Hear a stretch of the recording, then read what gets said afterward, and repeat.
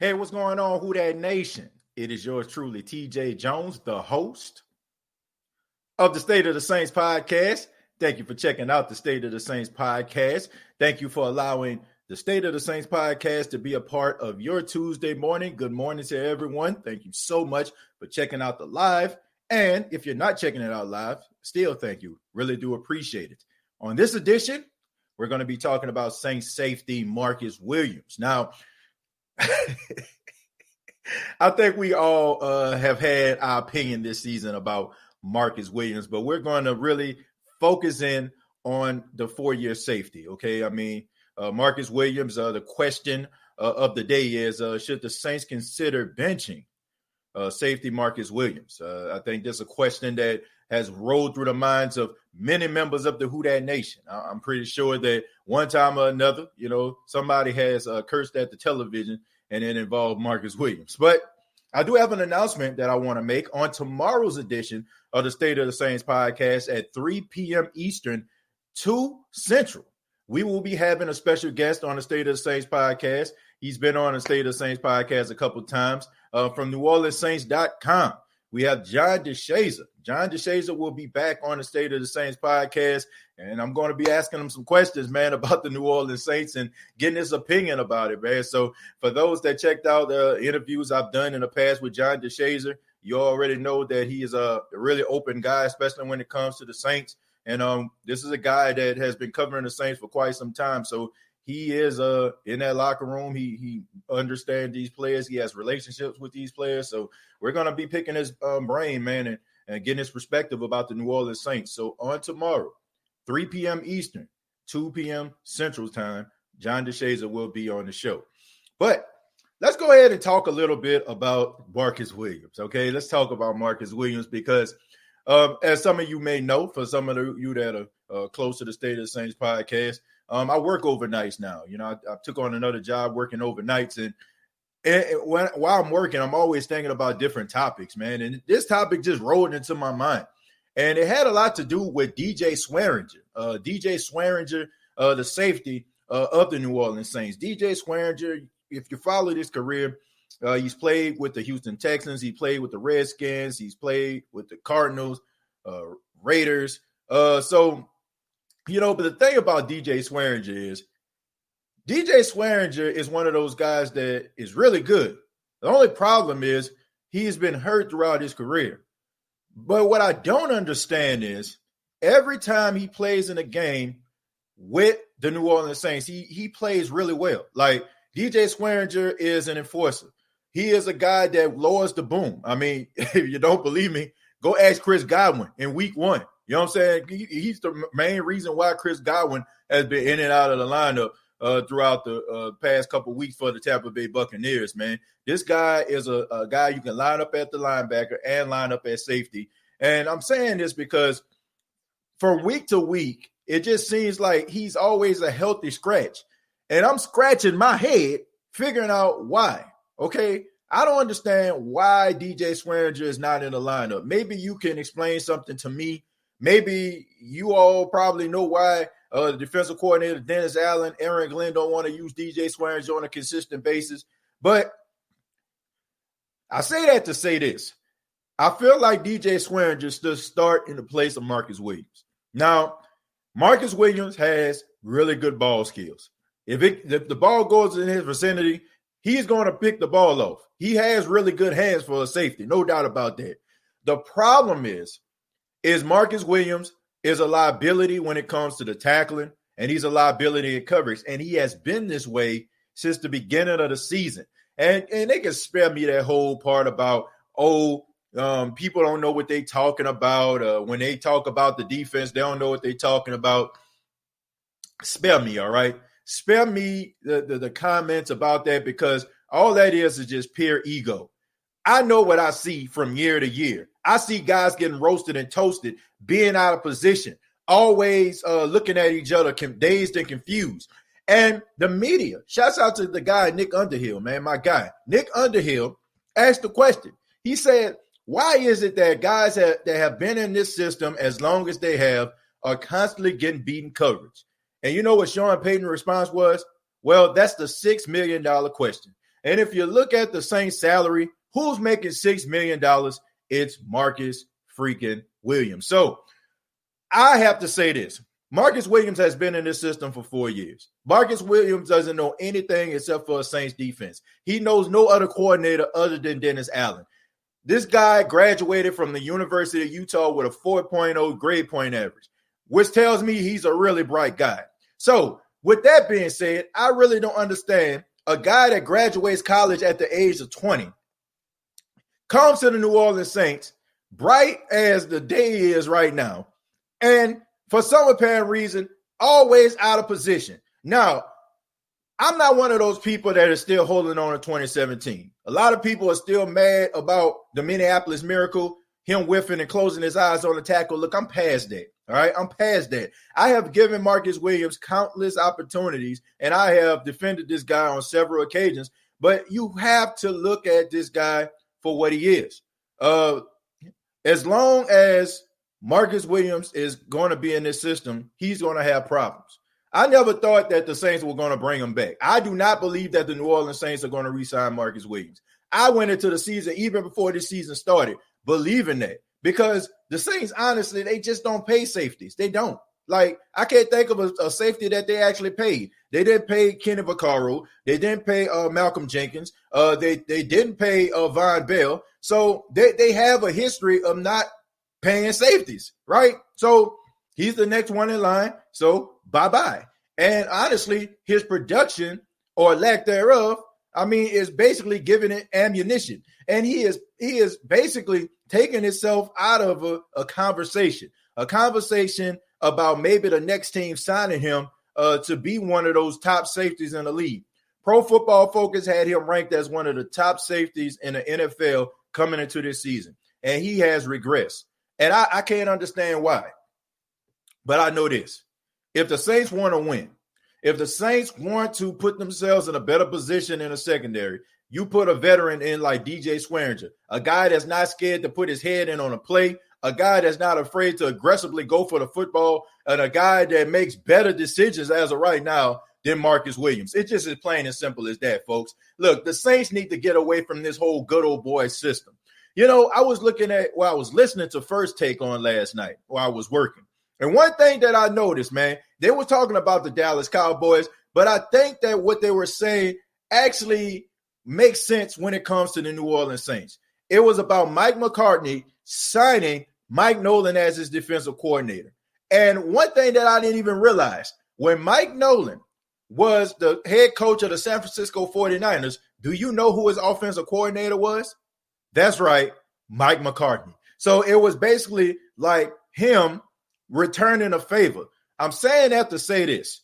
Sean Payton needs to remove himself from this whole good old boy system. You know what I'm saying? This system that you want to hire all of your friends. You want to hire all of your buddies. You want the guys that you drafted in order for them to be on the field. You want those guys to work. As long as the New Orleans Saints continuously do business like this, they are always going to be in the middle of the pack defense. One thing that has made Bill Belichick so great over the years is his ability to allow those players to leave, to not have those players clinging to his heartstrings and hoping that those players just work out, right? He got rid of some of the best players in their prime for the New England Patriots. For the New England Patriots.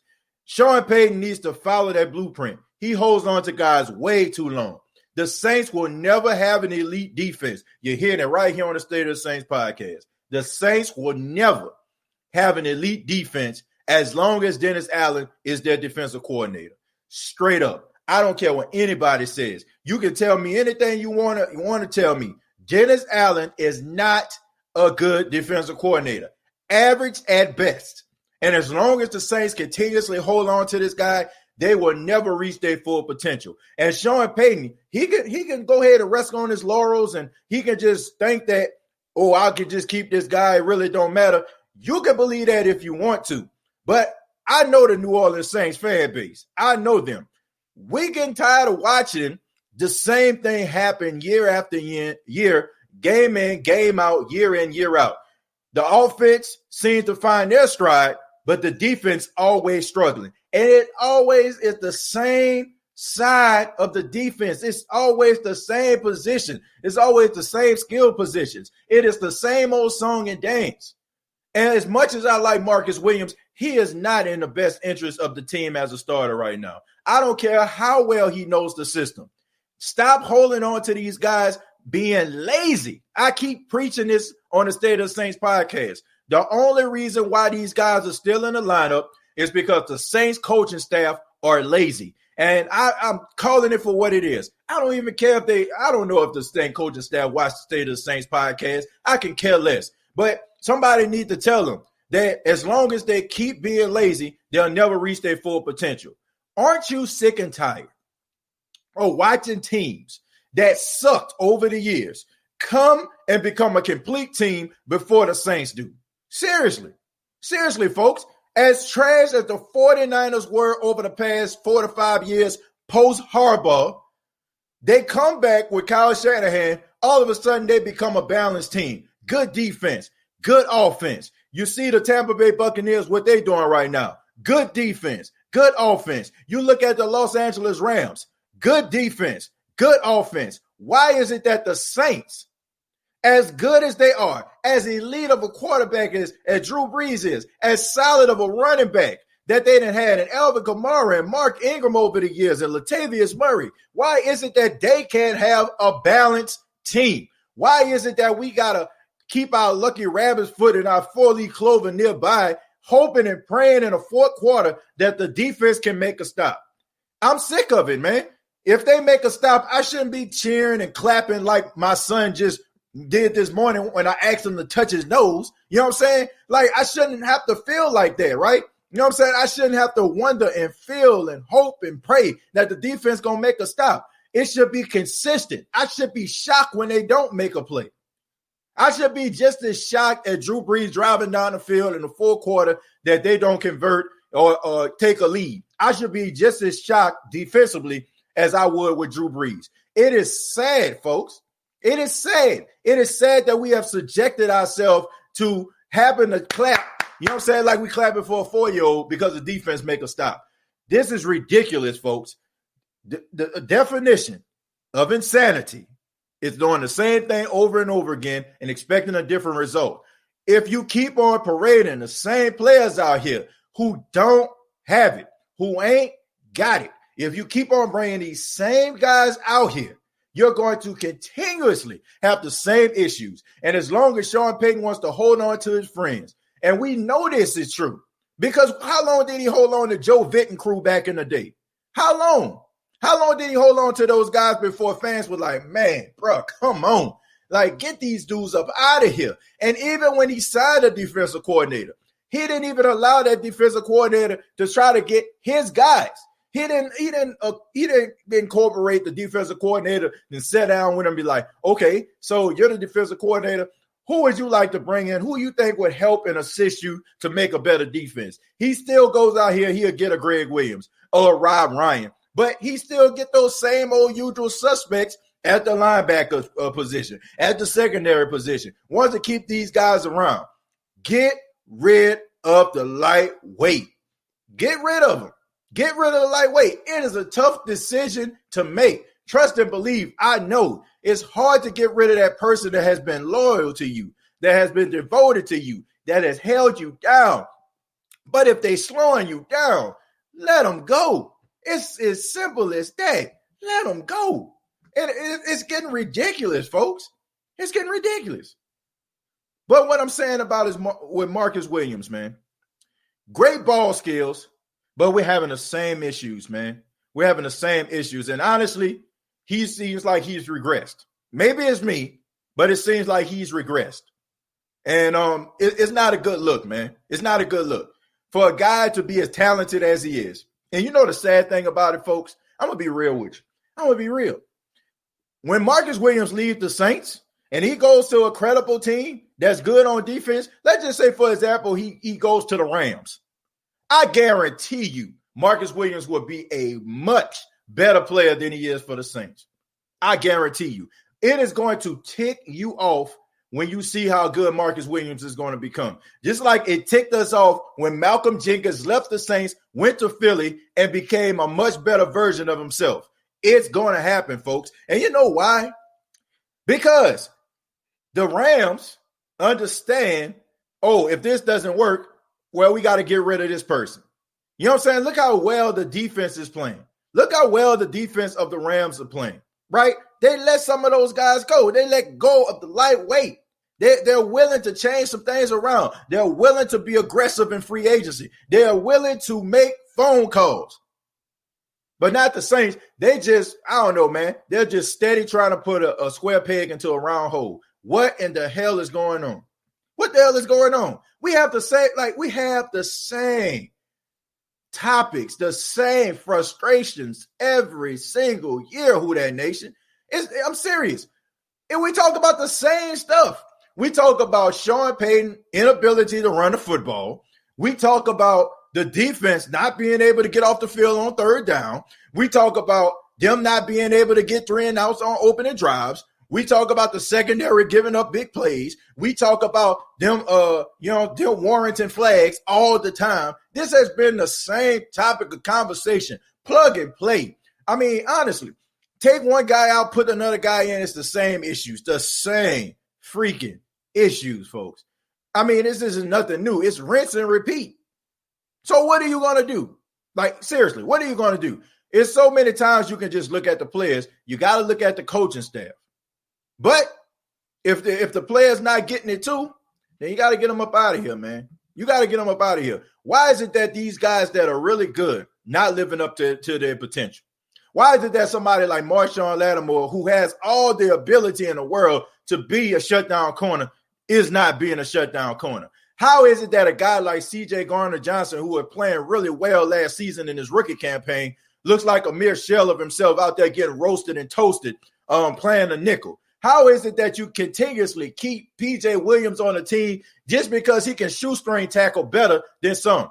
But if you put him out there in coverage, he's a defensive liability. What in the hell is going on here? Why is it so hard for you to realize that it just does not work? It's a business. It's the NFL. Guys leave, guys stay, guys go other places. It's just a part of the business. Why is it that they just continuously try to make things work that clearly do not work? I have not a clue. But let me go ahead and open up the chat. Thank y'all so much for being a part of the show. We're going to start with Kent. He has been bad. Yeah, man, if we talk about Marcus Williams, this is not his best season as a Saint at all. At all. I'm very disappointed in Marcus Williams. You would think that a guy as good as he played his rookie season, he's forever going to be known until he actually does something spectacular. He has to win like Defensive Player of the Year or something like that in order for him to, get rid of that whole Minneapolis Miracle thing. You would think that he would try to elevate his game, but some guys got it and some guys don't. I'm sorry. I've been saying that about Marcus for a few years. Look, man, he has not been as bad as he is this season. I mean, he has not been that bad. This season, I don't know what the heck going on. LOL, that's how it works. Antonio says, it's the scheme we run. It's the coaching, man. It's the coaching. Eli Apple still trash. Well, he better than some of these other corners that we have. And honestly, who are we to talk about anybody's secondary right now? Who are we to talk about anybody's secondary? As tragic, for the exception of Janoris Jenkins, who else in that secondary do you know what I'm saying? Who in that secondary you can just be like, playing better than Eli Apple? Seriously. Who else in that secondary for the exception of Janoris Jenkins is worth being talked about? Why is that? So I'm not going to talk about nobody as far as I'm concerned, man. They stink. That's a great point. Bad coaching and bad technique teaching. And also, I just feel like I feel like they're not really pushing or requiring some type of expectation. I really don't. I feel like guys are not being held accountable. I really don't. I really feel like guys aren't being held accountable. Maybe, you know what I'm saying? Maybe they are on a lower scale, but I don't know, man. I don't feel like guys being held accountable. I really don't. We keep preaching the same things, and it's going to be the same thing over and over again. So I tried. They have to see really what it is. Yeah. I mean, I just feel like, man, if we think that the Saints are an elite defense, and we just think that it just automatically they just gonna turn the corner and all of a sudden they just gonna start playing better defensively, man, come on, bro. What week are we going into? This is week 8. This is half of the season. Y'all serious? And we having the same issues? Like I said, anybody that's been on State of the Saints podcast for the last couple of days, in the words of my mom, she used to tell me all the time, son, when a person shows you who they are, you believe them. What the Saints have shown us is that secondary sucks. Week after week, we need to clean it up. We need to clean it up. Like, honestly, man, look, you can get a Hoover vacuum cleaner. You can get some Resolve carpet. You can get some, you know what I'm saying, some deodorizers. You can get whatever the hell you want. You know what I'm saying? You ain't going to clean it up no better than that. You know what I'm saying? Like, honestly, this is absolutely pathetic right here. You can get everything you want. You know, any cleaning supply you want. Still won't be able to clean up the issues that are going on in New Orleans in the secondary. And honestly, man, I'm over these coaches. Like, seriously, I'm over these coaches. That is the only way things are going to change in New Orleans. It's the truth, folks. That is the only way things are going to change. Dennis Allen has to go. I'm sorry. He has got to go. Okay, the only person that is worth keeping on that defense is the defensive line coach. He can stay. But everybody else from the linebacker position, from the secondary position, all of them dudes got to go. They got to get up out of here, man, because it's just not working. It's not working. They are showing, like, honestly, if these guys aren't bad, then they're making these guys look bad. Like, seriously, they're making these guys look bad. They're making these guys look like they're dumb. I'm just being honest. They're making these guys look like they don't have no good skills. They're making these guys look soft. Yes, I'm calling for what it is. Soft. And since we're talking about soft, how good does Michael Thomas actually look right now? For all those people, man, he being a diva. Man, he being a diva. He fighting in practice. Man, I wish I did have some people with the mind frame in that secondary like a Michael Thomas. We need more Michael Thomases up in here. Like, seriously. We need more guys like that. I ain't saying you want to steal off on people at practice, but you need somebody that's competitive. You need somebody with an edge. You need somebody, you know what I'm saying, that can turn it on. That's what you need. That's what's missing in this secondary. No headhunters. You know what I'm saying? Like, we ain't got no headhunters, no rough riders, no nothing in that secondary. Guys, I feel like guys be getting pumped. You know what I'm saying? Like, where's your heart at? Where's your heart at? Janoris Jenkins is the only one out there, to me, consistently has heart. Marshawn Lattimore, he'll have heart when the elite wide receiver come to town. But what happening when those guys are not elite? I mean, where your heart at, bro? I'm questioning dudes' heart in the secondary. Because if you out there get smoked, roasted, and toasted like that, man, you can't have a heart. You got to be soft.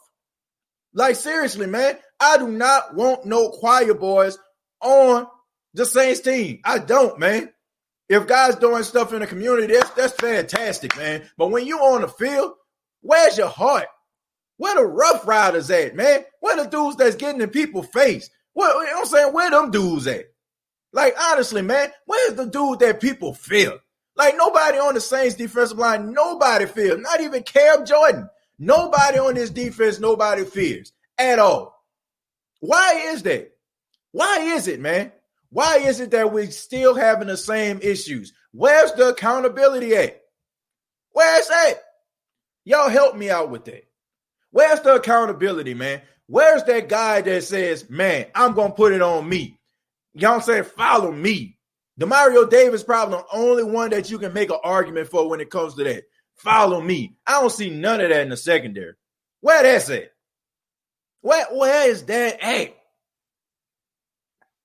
I don't know, man. I'm fired up this morning. I'm sorry, y'all. Talking about this defense. Soft as a baby's bottom. Straight up. Straight up. This is a soft cottonelle tissue secondary. Where the enforcers at, man? Where they at? Where they at? Where are the playmakers?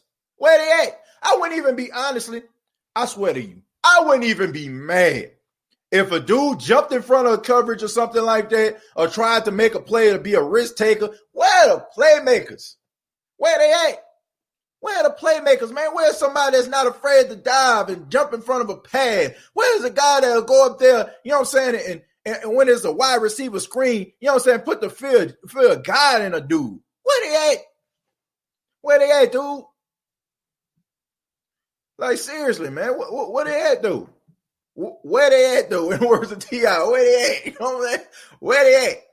You know what I'm saying? DJ Jubilee, where they at? Where they at? Where they at? You know what I'm saying? Where they at? Please let me know. Where they at? The refs got them men shook. Penalties overflow when they play with grit. Look, I don't care. Like, that's the thing. Who would be mad at these dudes if they playing aggressive? Like, seriously. Like, they be holding because they be getting beat. If they was just out there laying a wood, or if it was like tick-and-tack, then cool.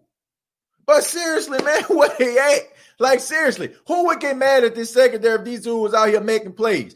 Who would be out here, somebody, you know what I'm saying, put a hit out on somebody? I ain't saying like no bounty stuff, but let's just say, for example, they hit somebody or whatever like that, and they get flagged for a defenseless player or something like that.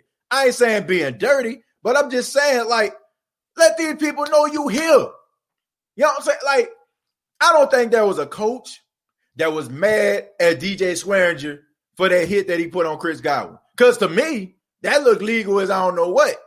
I guarantee you they ain't yelling in his face talking about no flag.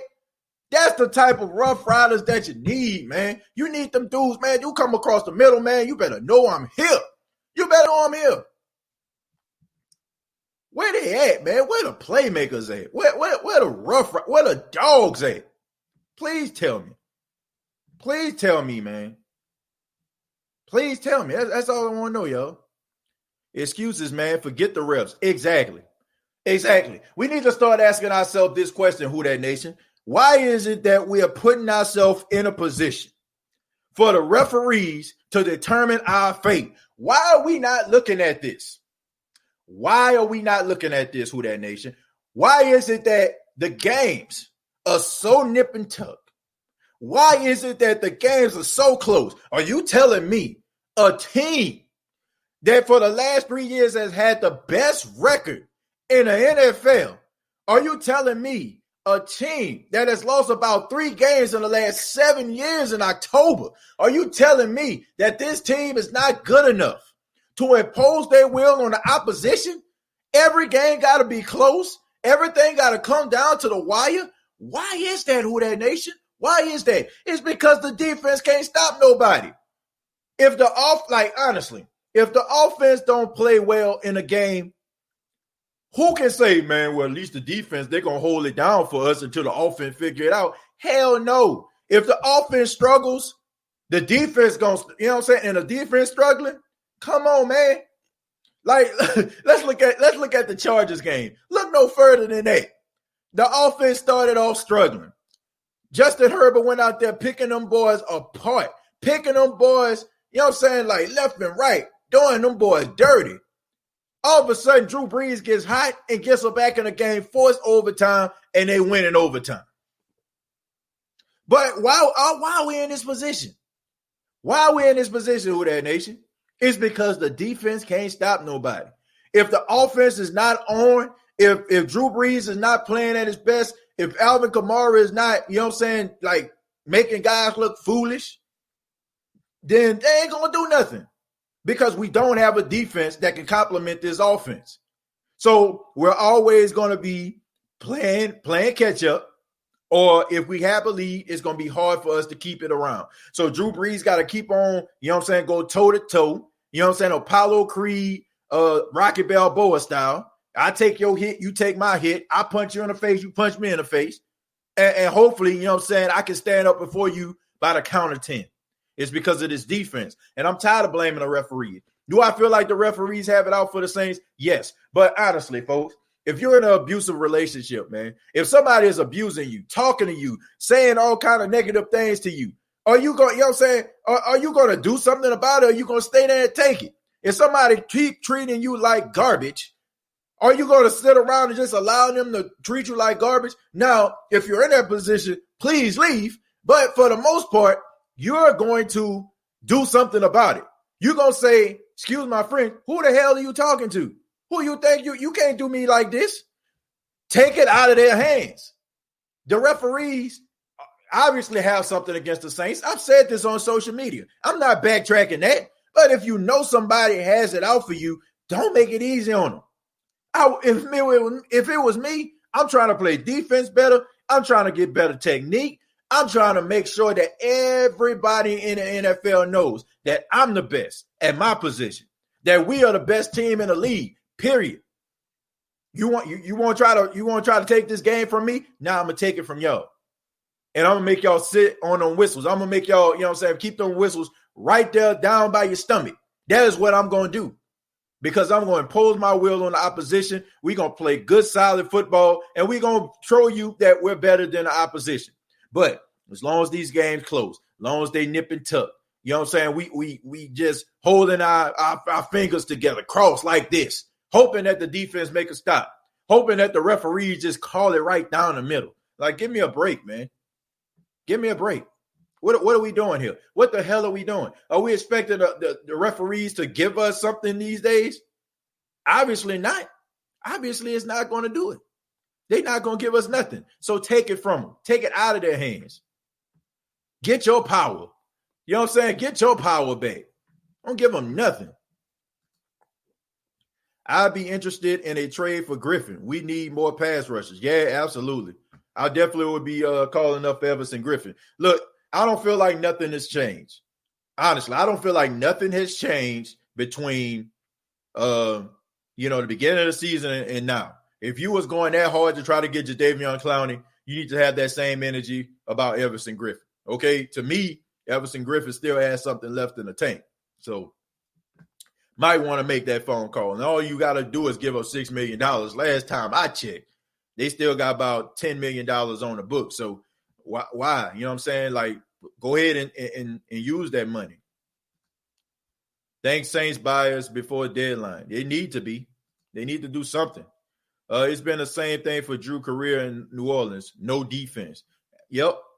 No defense. Absolutely. And look, we can't do nothing but blame Sean Payton for this. Okay. I mean, I know we talk about Drew Brees and his salary, but that's not Drew Brees' fault. Okay. I mean, if you worked for about 10, 15 years and you got all these different merits over the years and you maxed out, and all of a sudden, you know what I'm saying, you making more money in a company decides that the entry levels, they're going to change the salaries, but they want you to, you know what I'm saying, we decided to change the salaries, you know what I'm saying, you making way too much money, we wanted you to take a pay cut. Heck no.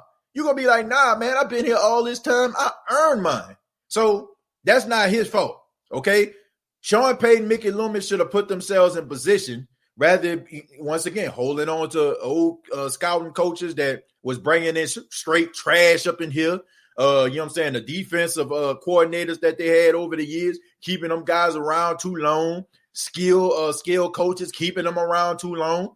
Not letting these guys go. Thinking that they got the best of the best, the creme de la creme, which they probably didn't, you know what I'm saying, don't feel that way. But they my friends. They my buddies. Yeah, you know what I'm saying? They're giving up all these plays. Yeah, we always ranked in the bottom of the league in defense, but these my buddies, man. What we going to do on Friday night? Are we going to play pool? We going bowling? We going to Emerald Lagasse? I heard he had a new entree that he wanted us to try.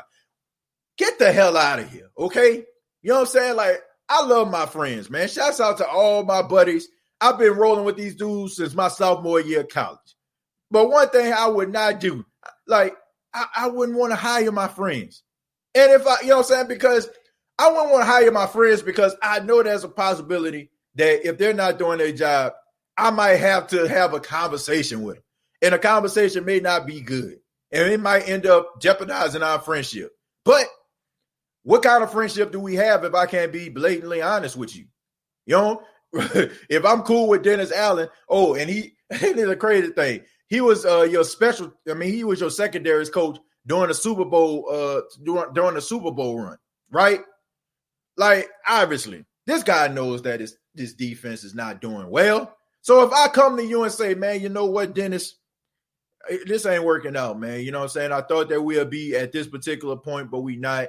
I think it's best for us to go in another direction. If Dennis had any brains, if Dennis was being real with himself, he'll be like, yeah, you know what, Sean, I know that's a tough conversation for you. So, I appreciate you or whatever like that, man. Thank you for the opportunity, and walk out. Because man. I mean, look at the analytics, man. Look at the analytics. Anything about Dennis Allen's defense tells you that he deserves another contract or another year as a defensive coordinator. Seriously, folks. Seriously. What has Dennis Allen done for him to continuously keep these jobs? Every time this guy goes up against an elite or above average offensive coordinator, he gets exposed. He gets exposed for being the average, mediocre defensive coordinator that he is. And that's exactly what the Saints have been over the past, 4 to 5 years he's been a coordinator. Average at best. Okay? They might have 1 or 2 games where they play lights out and we turned the corner, only for them to give up big play after big play, long pass after long pass, blown assignments. How many times do we have to subject ourselves to this before you realize that it just ain't it? Seriously. How long, man? How long? These coaches are stealing money, to say the least. But I don't even want to say they're stealing money. You know what I'm saying? They ain't even stealing money. This is the equivalent of me knowing that you own this establishment. I come behind your counter and I open your safe and you just looking at me, take the money out and walking out. That's what this is right now. Like, I'm not even sneak thieving you right now. I'm blatantly stealing from you in your face. Like, seriously, I'm taking the money out the cash register, looking at you in the eyes. You know what I'm saying? Like, I'm doing this to you. Thank you. And I'm walking out the store. That's what I'm doing to your to you right now. I'm not even being a sneak thief. I'm in your face taking your money. I'm taking your guap in front of you. I'm taking your Skrilla right in front of your eyes. And you ain't doing nothing about it. Nothing. Not a thing. Kareem says it's time for the no-namers to turn to gamers. Well, Kareem, when that happens, let me know. Let me know, man. It's time. It's definitely time. But you know what, Kareem? It's been time. It's been time. It was time in 2018. It was time in 2019. It was time this year. And you know the thing about it is, the sad thing, you would think that guys would be stepping their game up, because even if the Saints aren't going to pay you, you are still auditioning for other teams. That's what people don't understand. If Sheldon Rankins, if he balls out and the Saints can't keep him, hell, what, you know what I'm saying? Cincinnati looking, Cleveland looking, Green Bay looking. You know what I'm saying? Some other team is looking at you and saying, you know what? Dang, you know what I'm saying? That man balling out. What? And you know what? He's going to be a free agent after this year. You know what? Man, keep his name. You know what I'm saying? Keep his name out there, man. Let me know how he turns out. Telling your scout team, man, tell me, man, let me know how his season turns out. Tell me, keep me posted. That's what you're doing, man. You're auditioning. You know what I'm saying? Marcus Williams, like I said, I didn't think he was going to come back. Looking at the situation, looking at the cap, I knew he wasn't going to come back. You auditioning for another team right now. And you know what this saying? You're telling everybody right now that, you know what I'm saying, you can be like maybe like a role player, rotation player or something like that. Maybe go out there, you know what I'm saying, add something to the Jaguars or something like that, like play for the Jets. You know what I'm saying? That's what you saying right now. That's what you telling me, because it's damn sure ain't you telling me that you want some elite money. You ain't telling me you want some Eric Weddle money when he was up. You ain't telling me you want some Earl Thomas money like when he was up. What you're telling me is that you're going to be a middle-of-the-pack player and you want middle-of-the-pack money. You know, so where your pride at? That's what I'm saying, man. Where your heart at? Usually dudes play like when they got empty pockets, they play desperate. They play desperate because they understand, man, look, I got to make sure that when I'm up, I get the best money as possible. I'm trying to build some generational wealth, so I want to put myself in position to earn that generational wealth. What you're doing right now, man, you just taking yourself out of the sweepstakes. You taking yourself out of the sweet stage, man. You making yourself look like hot garbage, straight up hot garbage, trash. Nobody wants to see your tape. Burn that tape. Who else? What else is on? Change the channel. Whatever you want to call it. That's what you're doing right now because ain't nobody gonna want you. You know what I'm saying? Nobody wants you, man. If you out there blowing coverages like that. TJ, what do you know about DB Keith Washington Jr.? We heard good things about him this summer, just like Marquez Callaway. Did Keith fall off the map? And that's a funny thing that you said this. That's a funny thing. That's, oh my goodness. I know. I mean, I know. I know I'm sounding like, man. I just gotta be real. I'm sorry. I love the Saints, but we just gotta be honest here.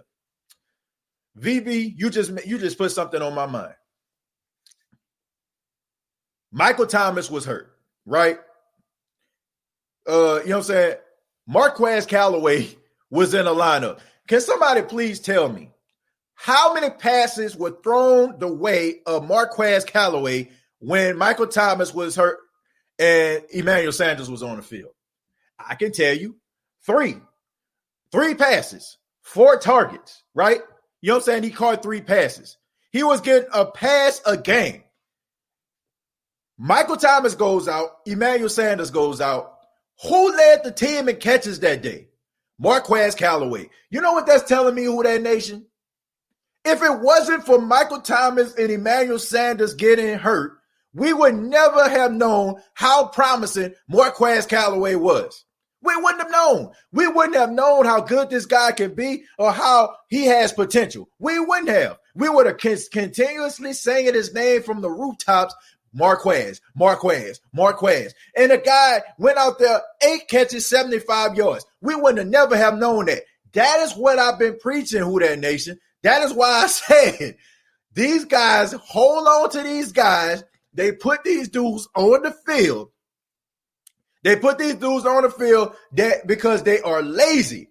They don't want to coach these other guys up. You coached up Marquez Callaway, and he led the team in catches. Keep in mind, he was playing opposite of a guy who has been in the system for 3 years in Traquan Smith, and he had more yards and catches than him. And this is his first year. He's a rookie. Are you kidding me? We would not have ever known how good Marquez was. We wouldn't have never seen that potential if these two guys got hurt. This guy should have had a touchdown in that game. He should have had about 80 plus yards if the referees went on that bull. So to your Keith Washington question, hell yeah, we need to see this guy. I don't know what he has. I'm pretty sure he can't be no worse than what I've seen in the secondary. Could he not? I mean, they already blowing coverages and out of position. I mean, what worse can he do? What worse can Keith Washington do? If Keith Washington goes out there and gets smoked for 15 yards, would anybody be like, dang, maybe he ain't it? I mean, everybody getting smoked. Everybody getting roasted and toasted. Everybody is a Hershey s'more right now. Everybody got smoked. So what's the difference between you trying to see what Keith Washington has and any other member of the secondary? So if the guy goes out there and he plays pretty well, like, dang, maybe we got something. Just like Marquez Callaway. But the New Orleans Saints, they want their guys. They want their dudes. They want their people to be on the field, win, lose, or draw. Keep on playing like that. And watch the Tampa Bays of the world, the Green Bay Packers of the world, and the Seahawks of the world beat you when it matters most. Gotta keep on doing it because it's not freaking working. It's not working. It's not. We wouldn't have, like, honestly, we wouldn't have never known.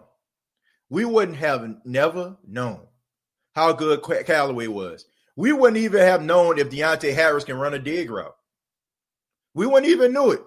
You know, like, Deontay Harris was running the hell out them dig routes. Would we have known that?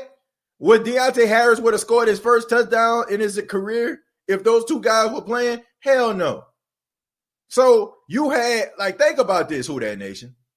The struggles of the Saints offense over the past couple weeks. We up here questioning Drew Brees' arm strength and ability to get the ball down the field. And here was a guy, number 12, who could have easily been implemented inside of your offense and probably would have made it better. But yet you sat on this guy until a guy got hurt. And not only did the guy go out there and exceed expectations, I mean, he blew us out the water. Like, seriously. So, and all of that happened because two guys got hurt. Bruh, that is one of the biggest coaching flops I ever seen in my life. Seriously. That I mean, you sitting on that type of talent. You don't keep that type of talent on the bench. You don't. Shame on them. And you know what I'm saying? And also, I'm looking at this. Shouts out to John. Good point. Look at Boston Scott. Look at Boston Scott and what he's doing for Philly. You know, so I mean, I kind of understand that. I'm not too mad at that. But I get what you're saying as far as like with the talent standpoint. That makes a lot of sense, John. But I do understand why the Saints felt like, you know, they could have let him go because, I mean, they had an embarrassment of riches when it comes to the running back. So I'm not mad at that at all. I'm not. I mean, I don't think anybody is mad at the production that Alvin Kamara is giving you, catching the ball out of the backfield and also catching the ball like he is a wide receiver. Callaway was the next man up in the game Sunday. Jerry, he was the next man up, but the question is, why was he even the next man up? He should have been on the field in the first place. What, like, yes or no? I would like to see this in the comments. Do you feel like Marquez Callaway should have been a starter since day one? Being a part of the rotation, offensive rotation since day one. For what you've seen in week 7, do you think they should have tried to implement that dude somehow in the game plan? Look, we wouldn't have known how good he is on special teams as Deontay Harris didn't get hurt. He ran the ball and the kick returns and the punt returns back really well in that game, right? So we knew he can be something special on special teams. And now look what he's doing out there in the absence of Michael Thomas and Emmanuel Sanders. So somebody tell me, right or wrong, should this guy have been playing since day one? Probably would have, like, honestly, he probably would have been way better.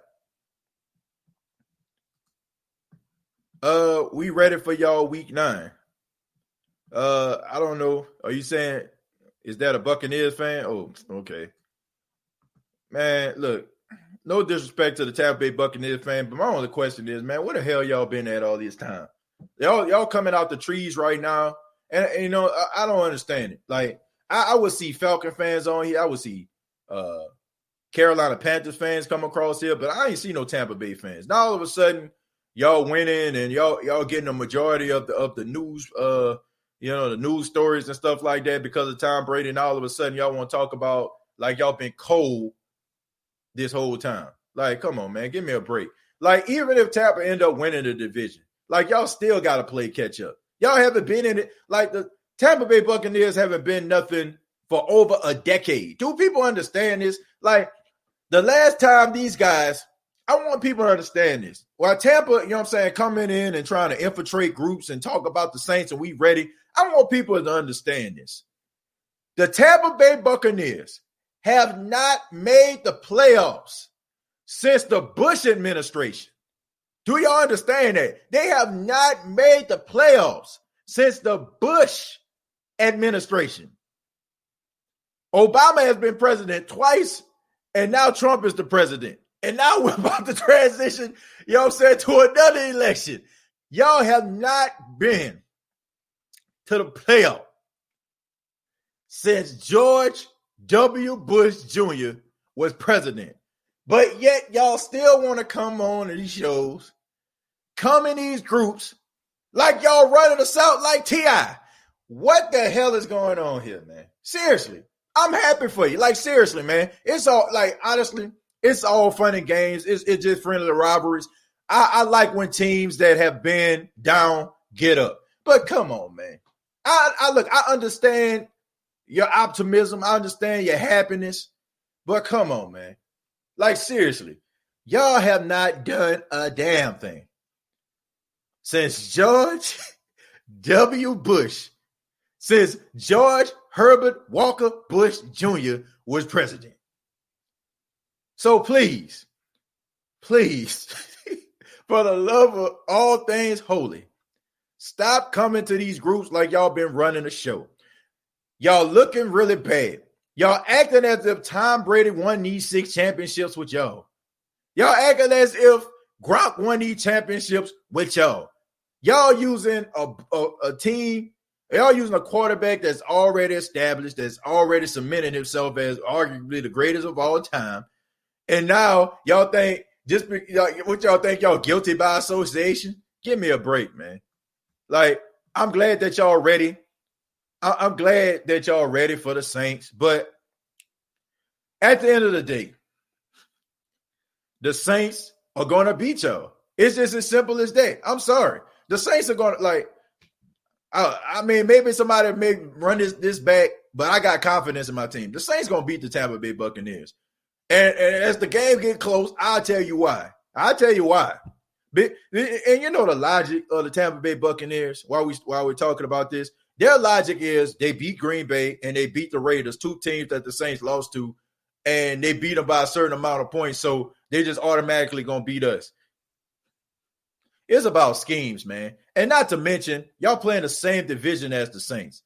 And while y'all out here blowing people out of the water, thank y'all very much for putting a lot of stuff on tape and a lot of exotic plays so the Saints can actually see what y'all are doing. So congratulations to that. Thank you for dropping back with Tom Brady for over 40-plus times in the game so the Saints can have all these different looks. The Saints are going to beat Tampa. It's just as simple as that. It's not going to be – it probably won't be by a whole bunch of points. It might be by 1. It might be by 3.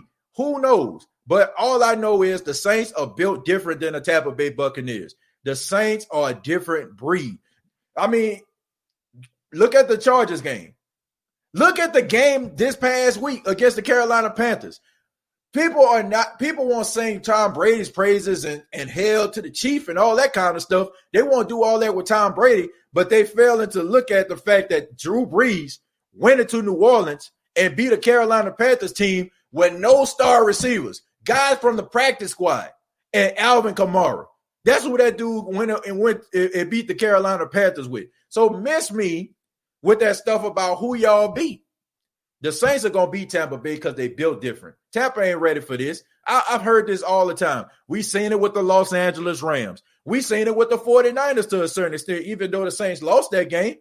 Here goes a hot team coming to, you know what I'm saying, playing against the Saints, and everybody just thought, you know what I'm saying, that team was just going to come in and beat the Saints. And lo and behold, the Saints held their own against the 49ers, and they beat the Rams in week 8 a year before that. So y'all can have Tom Brady, Jan Brady, Greg Brady. Y'all can have Antonio Brown, James Brown, Nino Brown. It don't matter.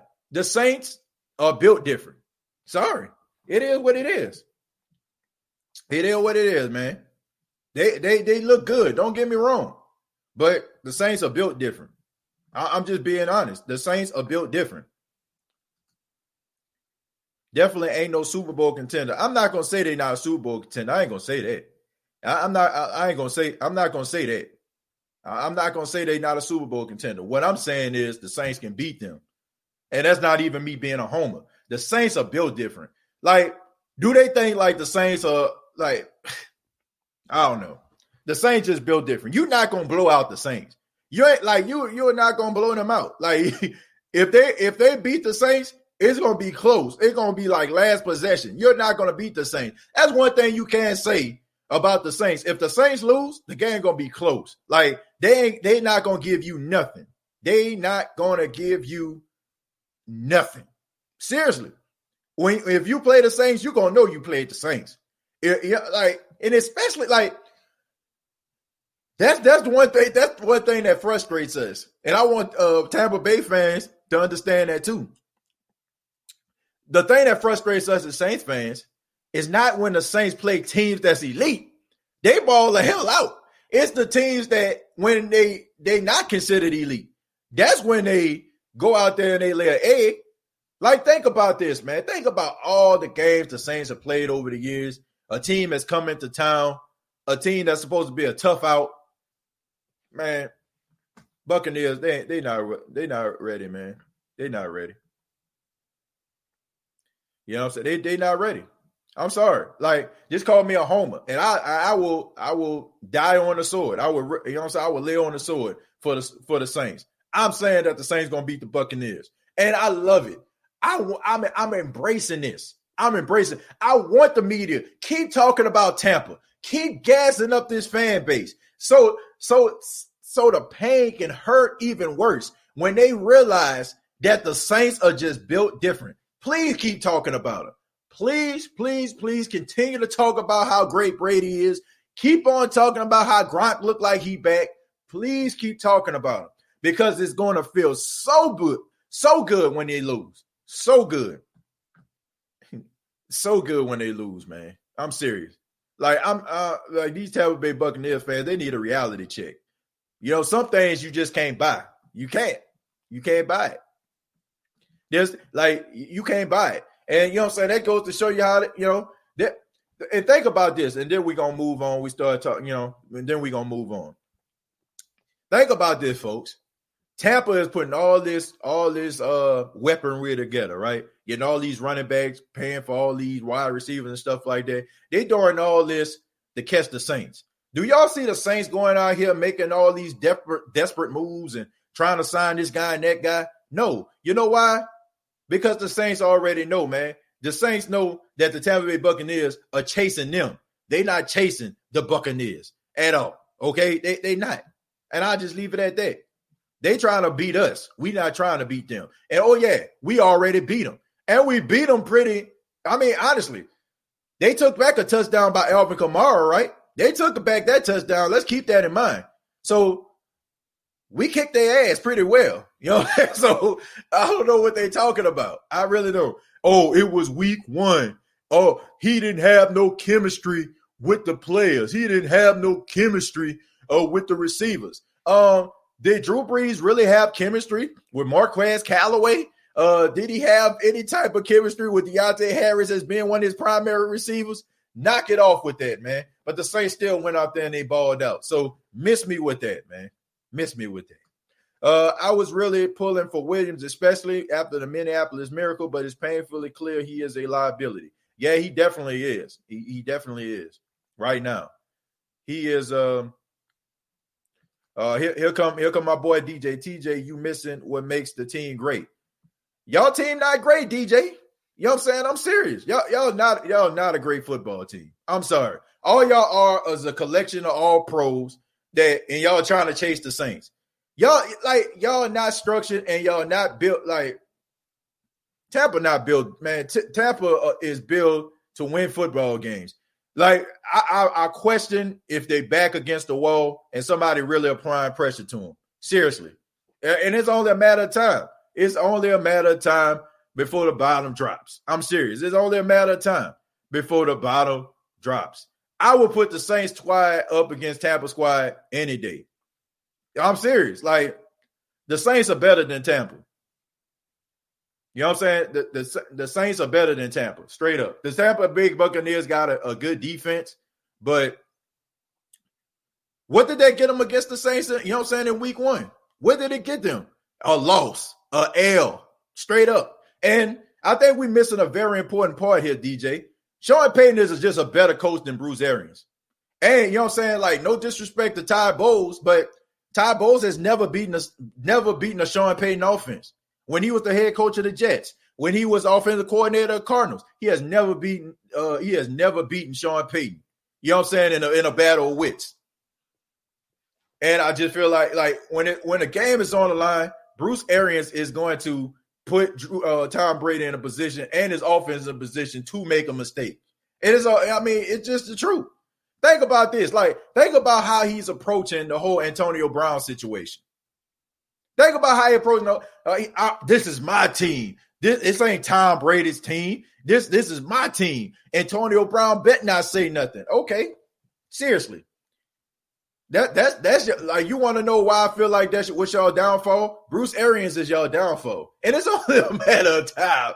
I'm telling you, it is only a matter of time before Bruce Arians costs y'all a football game because, like, man, he don't know how to coach in crucial situations. He don't.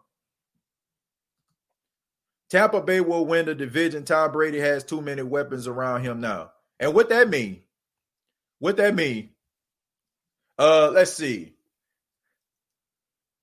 The Rams, who they had? They had Brandon Cooks, they had Robert Woods, they had Cooper Kupp. You know what I'm saying? Defensively, they had Ndamukong Suh, they had Aaron Donald, they had Michael Brockers, they had, you know what I'm saying, Robert Quinn. What did they get? Nothing at all. Zilch, zero. Somebody please tell me, somebody put down in the comments, when has an all-star team ever been assembled, won anything in the NFL? Tell me. When you ever seen an all-star team come together and win anything? I never seen it. All I know is this. Bruce Arians is not a better football coach than Sean Payton. And like I said, if it came down to it, final possession, if we talking about driving the ball down the field, Bruce Arians is not a good football coach when it comes to that. Bruce Arians is a what they call a quarterback whisperer. Okay, you know what I'm saying? But the whispers that he's telling him is to throw interceptions. That's what he's doing. Because like I said, he just not built there. He just not built that way. He just not. He just not built.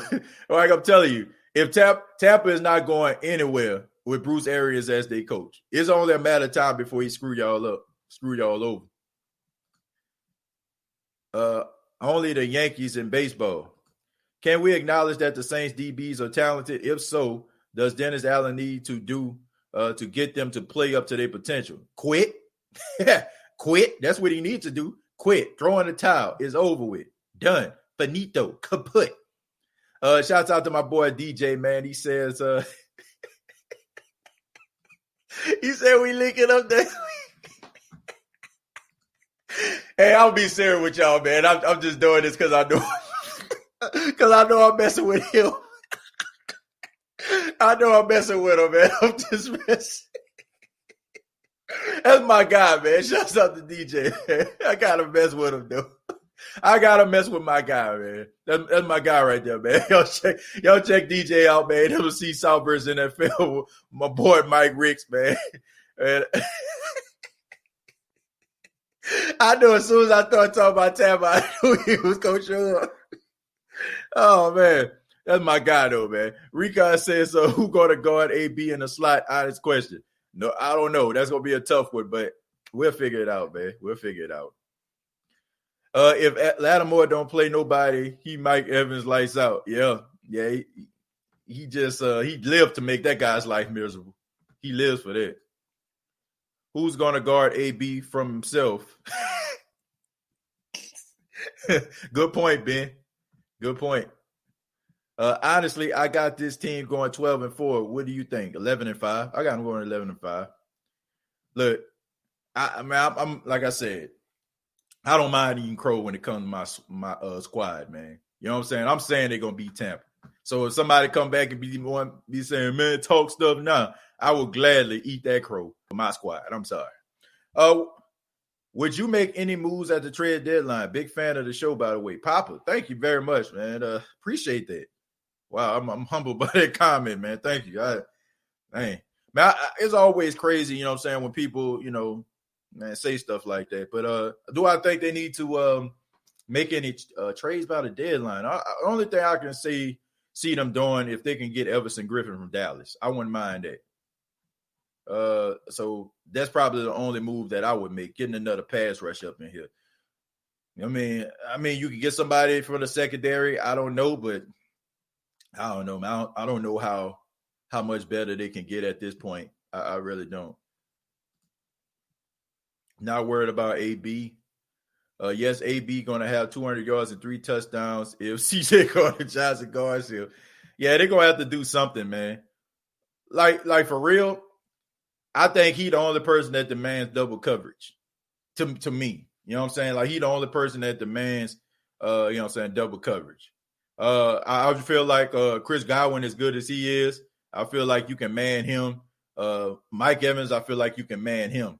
So, and I don't know, Scotty Miller, that boy, they'll be. So, I mean, we got to keep that into account as well. But I do feel like the Saints, it's just, to me, I just think that they live for games like that. They do. Because they like being an underdog. They like being an underdog and proving people wrong. They do. But Tampa gonna find out, man. Like they're gonna realize they're gonna be in a dogfight. If the Saints beat Panthers with no receivers, they should be able to beat Tampa if they have Mike T and Sanders. And that's the thing right there. Like, we got just as much offensive firepower as them. The only thing that separates them from the Saints are names. That's it. That's the only thing that separates them are the names. We recognize their names. Chris Godwin, right? Mike Evans, Antonio Brown, Gronkowski. That's the only difference. You know what I'm saying? Like, right as of right now, who would you want? Would you want Gronk right now, or would you want Jared Cook? Like, seriously, would you want, I wouldn't trade Michael Thomas for Mike Evans. I wouldn't trade Emmanuel Sanders for Chris Godwin. You know what I'm saying? The only one that you can just think about, maybe, you know what I'm saying, you can switch out is Antonio Brown. You know what I'm saying? But besides that, the Saints got just as much firepower offensively as Tampa. The only difference is, like I said, we recognize those guys' names. But I don't know, man. That's why I just feel like, man, it's just the nostalgia of them. For Tom Brady, there's a Drew Brees. For Leonard Fournette, there's an Alvin Kamara. You know what I'm saying? For Ronald Jones, there's a Latavius Murray. That's what, for, you know what I'm saying, for Williams or whatever the offensive lineman name, they got a, you know what I'm saying, they got an Armstead. I don't understand it. You know what I'm saying? I don't understand it. I mean, they got Devin White, you know what I'm saying? We got Demario Davis. Demario Davis, a first team All-Pro. So I really don't understand what people talking about. You know what I'm saying? I really don't. Cry says too much Tampa talk today, TJ. That's because everybody talking about it now. You know what I'm saying? Like, everybody bringing it up. So of course, Robbie, I'm gonna talk about what people want to say. I want what you drinking, brother. Yeah, I don't know. Like I said, for every person that the Tampa Bay Buccaneers have, the Saints can counteract that with their offensive players. Straight up. For Scotty Miller, they got a Deontay Harris. Every one of them. Like, the only thing that separate them are names. Heard Quincy Williams on trading block. Who you talking about? Quentin Williams? Probably is, man. That's a dumpster fire out there in New York. They fear the Saints, bro. Well, I don't know if they fear them, but like I said, for everything they got, the Saints got just as much firepower offensively. Crazy how this show the tide turns. I don't know what you mean by what a tide turns. What do you mean by that, Banks? Why are they not using number 7 in new schemes? All teams know what he's doing. Flip the script. I don't know. I guess they're trying to make him a quarterback now. Jets won first round pick. Well, good luck with that. TJ isn't the case again. AB is still open. AB is still open. You're saying as a question? Oh, let's see. I don't know if you're saying that as a question or not. I'm not sure. Tyree says Tampa Bay fans coming out the closet. I see they forgot they were blown out in week 1. Yeah, but they making that excuse like they're a better team now, which they are. I'm not going to take it. I'm not going to knock them for that. You know, as far as, you know what I'm saying, they playing the best football. They are playing the best football in the South right now, but they are beatable. They act like that 25-point lead was like they held that the whole game or something. Like, game just got out of control probably the last 7 minutes of the game. Mike Nolan about to get canned. We should get him back. Yeah, as the linebackers coach, I agree with that. Nowhere around the defensive coordinator. Nowhere around that. Our secondary is supposed to be head and shoulders above Tampa. Should be, but it's not. Brady always making wide receivers look like the next coming of Jerry Rice. Yeah, man, Scotty Miller, he definitely fit the mold of a Tom Brady type of wide receiver, man. A little short, really deceptively fast guy, but Scotty Miller ain't even deceptively fast. He run a 4.3. I'd rather have Brees than Brady. Well, I would too. The way that Drew Brees been playing out his mind these last 2 games. Like I gotta admit that. You know what I'm saying? I mean, I gotta eat a whole lot of crow. You know what I'm saying? Like I got a big bowl of crow going on right now about Drew Brees, but I ain't even mad at it. I take my dose of crow every single day. But Drew Brees playing out his damn mind right now. Best friends passed this year. We love watching you. Thank you. Man, I'm sorry to hear about your best friend. May he rest in peace. And I appreciate the love, man. Real talk. Thank you for the $2. Like, I encourage you, like, just keep watching, man. I appreciate everybody, man, that check out the show. I really do. I really do. Because I know y'all can be doing so much other things with your time. TJ, would you make a move before the trade deadline? Safety, corner, pass rush, perhaps? Yeah, Bobby. I would try to get Everson Griffin, man. I really would. I would try to get Everson Griffin. Maybe like a 6th-round pick or something like that for him. And all they're asking for is $6 million. So I'm like, come on, man. I just feel like for the Saints, knowing that this is Drew Brees' last season, I feel like they need to be a little bit more desperate. Like, I just strongly believe that Drew Brees' last season, but I just think that they're not really going all out.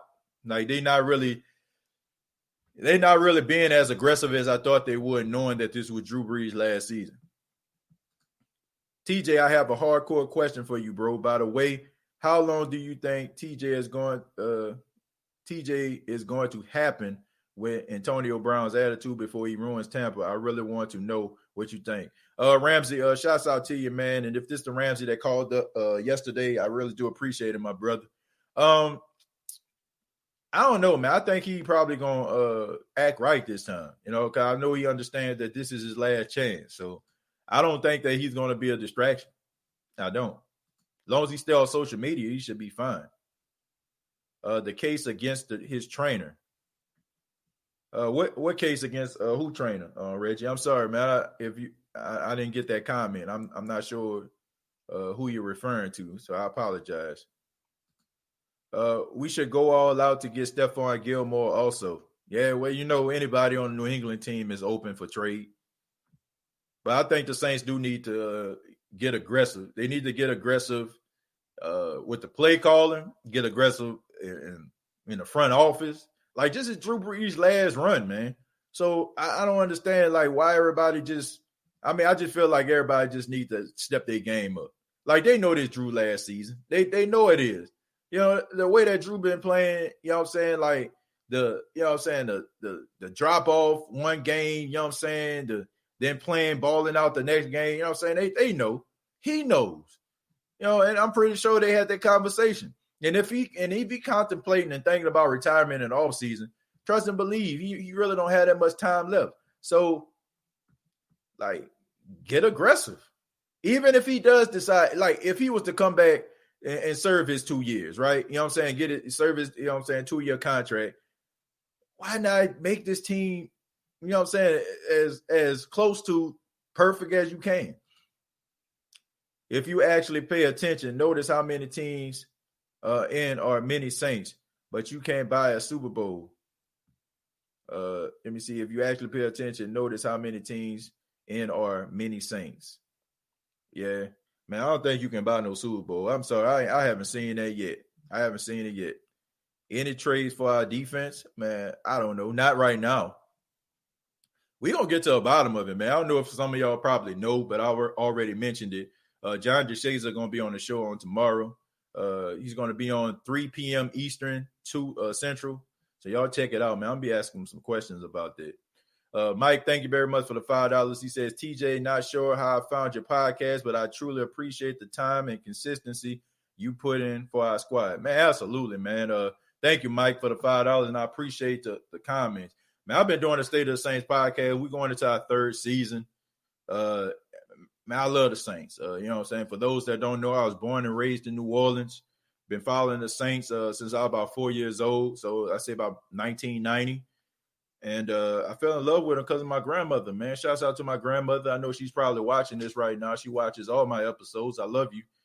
By the way, my grandmother has been a Saints fan since since the expansion. And win, lose, or draw, man, she was always watching this team.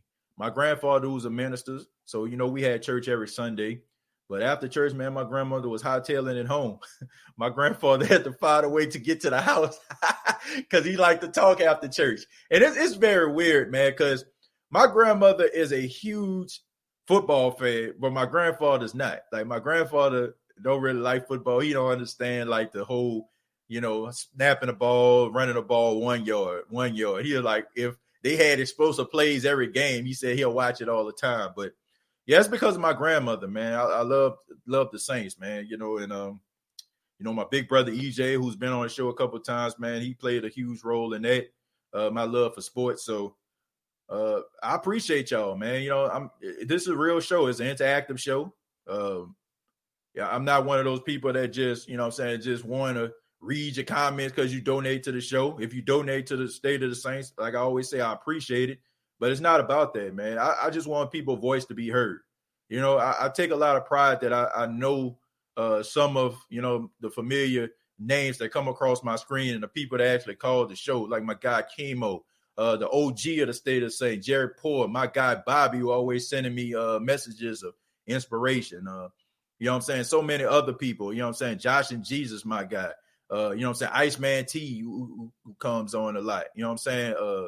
King Arthur, Chosen, like so many different individuals, that I know. So that's how we do it here, man. You put your comments down there, we try to read them, and you all are just the biggest part of the show as me just sitting in front of this camera. So you all make the show. You make it very easy for me. Me just reading your comments and giving you my perspective on it. It's almost like, like we're sitting in a room having a conversation, So I appreciate y'all, like from the bottom of my heart, man. Real talk, I'm going to continue to do this show no matter what, win, lose, or draw. Bounty Gate says, hopefully we can go 13-3, get a bye week, and get that ring. But our defense needs a pay cut. We'll put secondary. Does make them work. They ain't going 13-3, Bounty Gate. I'm sorry. That's just the reality. They're gonna lose a few more games. I mean, they're gonna lose a few more games. Hopefully they win enough games to make it to the playoff, man. If they were just to get rid of the Dallas Cowboys and NFC East and give that spot to somebody else that's way more qualified, I think we'll be all right. But they just got to keep winning, man. They got to keep winning. Brian says they were just talking about the Rams. They keep their defense so simple. They can play fast. Yeah. Shouts out to Wade Phillips. Wade has those guys playing out their mind. Wade always, Wade always has a good defense. And that's why I feel like the Saints need to call up Chris Richard. Call up Chris Richard. He ain't in football right now. He at home chilling. Call up Chris Richard and ask this man to coach your defense. Get somebody. We can't win a Super Bowl with this defense. Bottom line, man, we'll be lucky if we make the playoff with this defense. And if we do make the playoffs, I mean, it might be a quick exit, grand opening, grand closing. I mean, our secondary needs a pay cut. My bad on the wording. Now that's cool, man. They definitely need a pay cut. No doubt about that. We need to put Haskins in. No, we don't. No, we don't. Dwayne Haskins is trash. I'm sorry. Dude is not good. I feel like he cares more about how he looks on the sideline and how, like making sure that his sleeve is pulled up right and his glove and all that kind of stuff and how he looking and nah, bro. I don't need that type of stuff, man. Like, I feel like this, man. One thing I can say, I respect the hell out of Ron Rivera. I do, man. I don't think that if Ron Rivera knew that Dwayne Haskins can win him some football games, Dwayne Haskins would be here. I don't care if Kyle Allen is on the team. If Dwayne Haskins was coming in, being serious, there's no way in the world.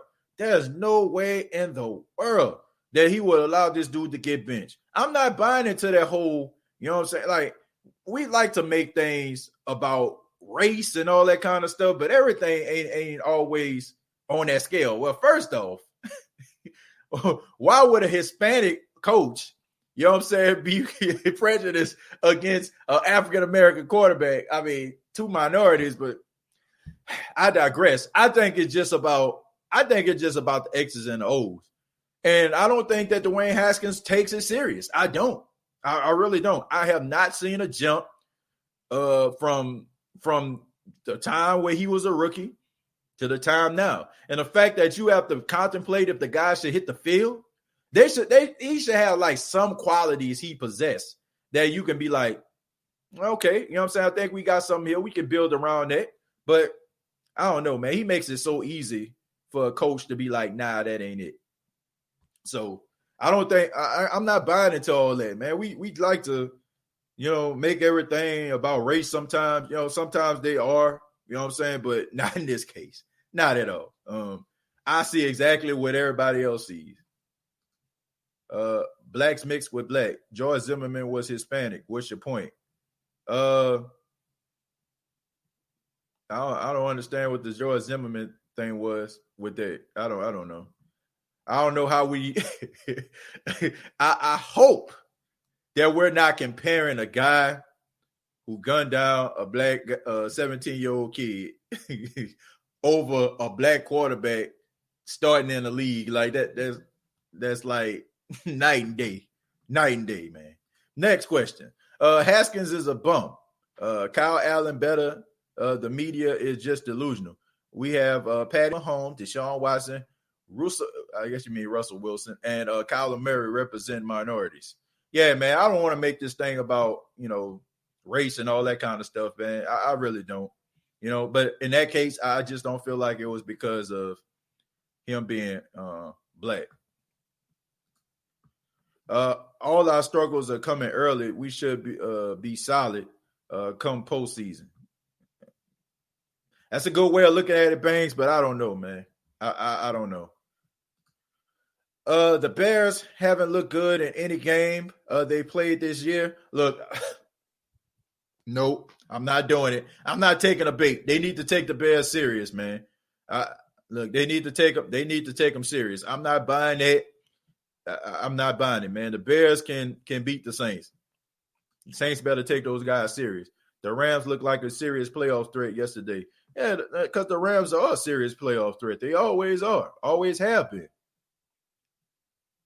So if we brought in a defensive consultant, that would at least be a start. Dennis needs help with the game plan. Guys still lost, and we are in week 7.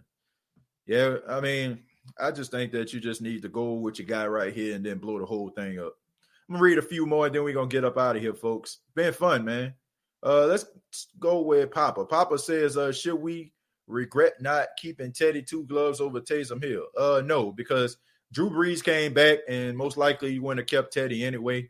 I don't think Teddy would have wanted to sit on a bench for another year watching Drew Brees just so he can hope that the Saints allow him to be a starter one day. So, we wouldn't have kept him. It was Drew Brees or Teddy Bridgewater. Since Drew Brees was coming back, bye-bye Teddy, you know. And if Teddy, you know, didn't play in a game, then maybe he would have still been playing for the Saints. But, I mean, that's what happened, man. And I'm not mad. I'm happy for Teddy Bridgewater, man. I'm happy that he was able to show the world what he can do. I'm glad that he's a starter. He did an outstanding job this past Sunday. He did. I mean, he looked real good out there, man. No doubt about that. No doubt about it. Marcus says most quarterbacks need time to develop just like Haskins. I'm not saying he is the best quarterback ever or best quarterback right now, but still. Marcus, yeah, quarterbacks do need time to develop, but we have to understand something. You know, we as fans, we see guys, and we see them only one day out the week, and that's Sunday. We don't know about these guys doing the little things in order for them to develop as a player. We don't know about these guys showing up to practice. We don't know about the guys actually understanding the X's and the O's. We don't understand, like, at practice, like, is his team actually following him and looking to him for leadership? We're not saying if this guy's the last one to leave. We're not saying if this guy understands different defensive packages and stuff like that. So it's easy for us as fans to say, man, they need to put this guy in.